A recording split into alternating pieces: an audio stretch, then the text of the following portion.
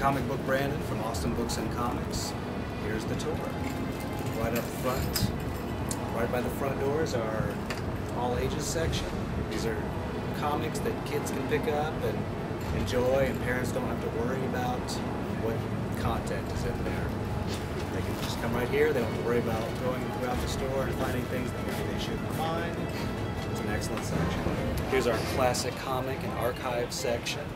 Lately they've been doing a lot of reproductions of classic comics, comic strips, everything from Little Orphan Annie to the gruesome horror comics of the 1950s.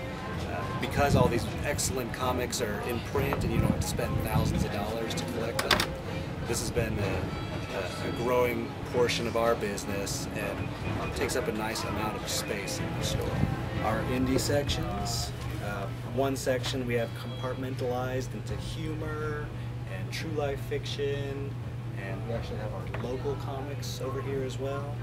Another indie section we have sorted by creator's last name, with comics that aren't necessarily superheroes or things that have kind of more of a true life flavor. It seems most of the fans look for particular creators like Art Spiegelman, Jeffrey Brown, just a number of creators of more personal stories. So we have them where they can easily find them. Mainstream comics. We have DC on one side, Marvel on the other side. One of my favorite sections is a DC imprint called Vertigo. They do a lot of adult comics. Consider them the HBO of comics. Books like Y the Last Man, Fables, 100 Bullets, Preacher is an all-time favorite. These are the books I suspect you'll be seeing movies or television series of in the next 10 years. Great for new fans that don't necessarily, never really got into Spider-Man or Superman. Here we have our custom designed back issue bins where you can sort through decades worth of comics. Even stuff as recent as a year old to the early 60s. I've seen some comics from the 50s back here. Too much earlier than that, it's going to be in our showcase, expensive area up front. But people love going through back issues, and this is something that we do that most stores don't do anymore because it takes up so much space. It's not necessarily viable for too many stores. But I love them, our other employees love them, our fans love them. Classic comics for us are a necessity.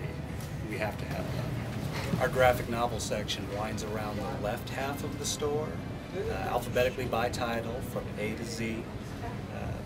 Pretty much any graphic novel collection that's older than a month ends up over here. Try to face out as much as possible so people walking by can see certain titles that they might be interested in and pick it up, flip through, and we'll finish the tour over in the showcase comics area, my favorite portion of the store. This is where we keep all the classic, rare old comics that have a lot of value. Anything over $20 is up here.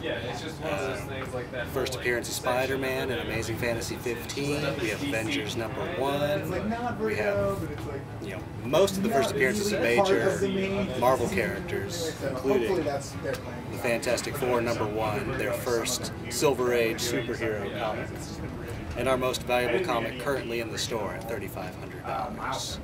We're always buying comics though. People will bring in their collections, and I'm definitely keeping an eye open for those really rare classic finds.